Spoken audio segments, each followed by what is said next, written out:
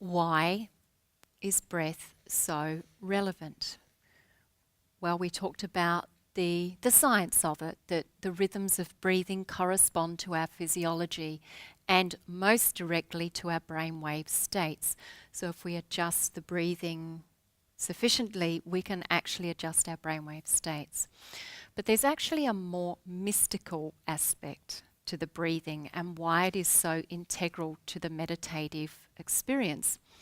Remember, we certainly acknowledged earlier that there's an element within our aspiration for meditation which is other than the science, other than the application and all the definitions.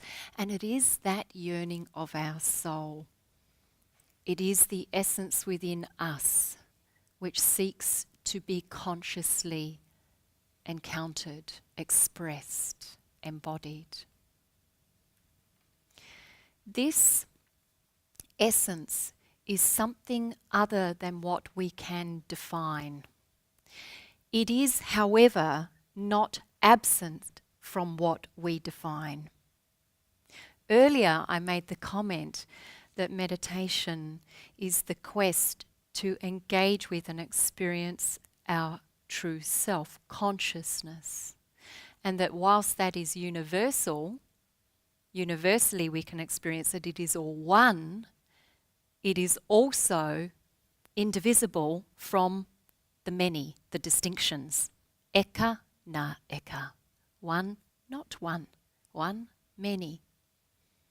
In the same way, why breath is so integral to meditation is because the meditative state, consciousness, is not separate from form, yet is transcendent of form. Form, formlessness.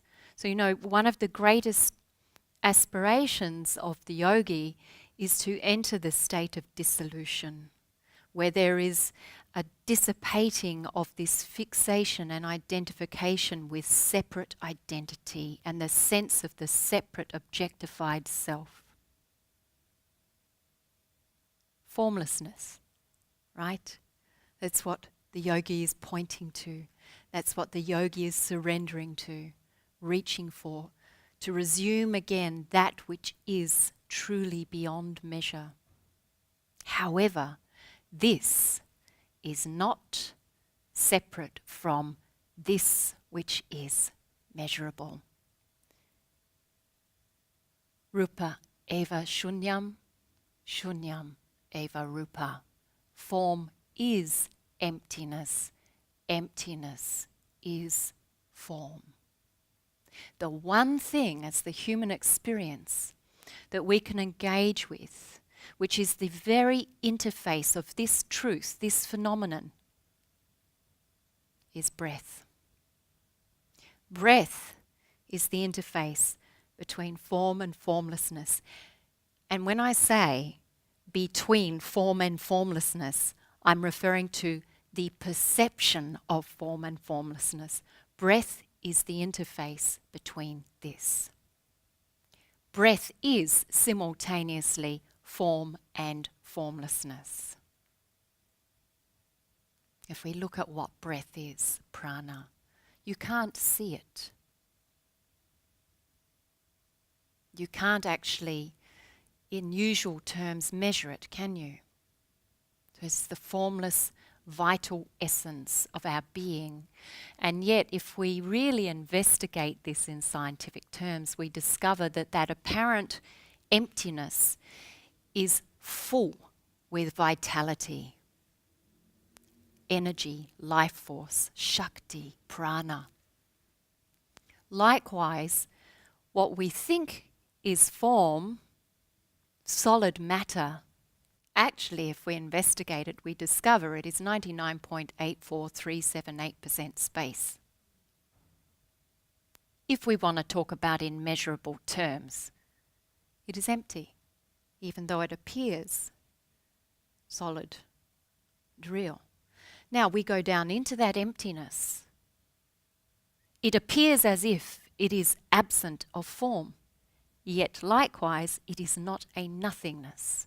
that which appears absent of distinction is indeed an infinite coalescence. This coalescence is the Chitti.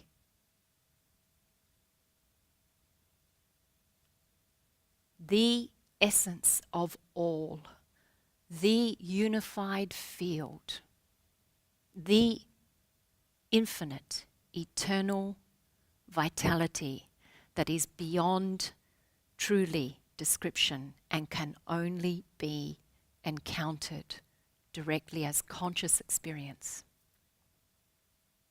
Chitti is the essence of all. So when we talk about self, this is what we're pointing to. As we come into a more deeply restful, conscious state, very aware and present, we begin to resume that essential essence of being. And it is breath that will most effectively draw you into that dimension of your being. The more deeply you breathe, the more fully and fluidly you breathe, the more prana and vitality you cultivate, and you will feel it, you will sense it. Likewise, you will also begin to perceive and experience yourself at ever increasingly more subtle dimensions. Even though this happens, you, the body-mind field experience, do not vanish, even if you enter into absolute shunyata. Even if you enter into the deepest dissolution, consciousness that is all dispersed, form is still here, present. I entered what would be called, in yogic terms, sama samadhi. It was a sustained state of dissolution for 5 days. And in that state of sustained dissolution were the most profound dimensions of phenomena that it really goes beyond even using the words dimensions and phenomenon.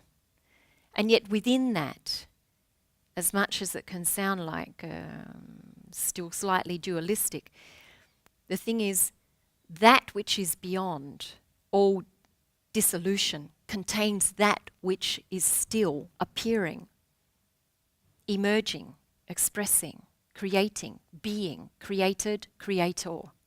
It is all. So as we enter into this, form is still here. Why? Because form and formlessness are not two separate things. They are just different qualities of the same field, the same being. Different vibrational fields of the same being. So in a way, you could say it's something that can be measured in frequencies.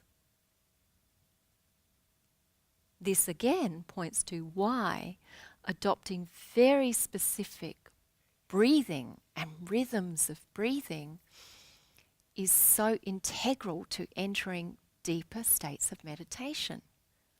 Because breathing adjusts your frequency. Think about it. Your brainwave activity is frequency.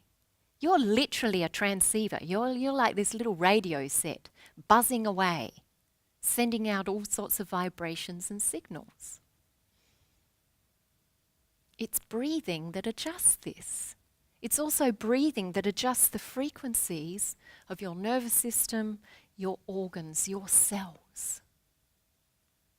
So if your breathing is shallow, erratic, and dull, what do you think your frequency is going to be like? Exactly. A great description. It mirrors it.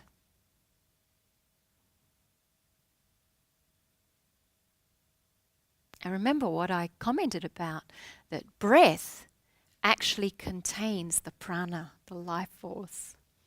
So if your breathing is habitually shallow and erratic, what's happening to your prana? Shallow, erratic, and most often because of that constancy, habitually being very shallow and erratic, in fact, prana in most people is suppressed, deranged, and asleep. So you then think about people's mental health and what's going on. When there's excessive delusions, it's because of the derangement of prana. When there is depression,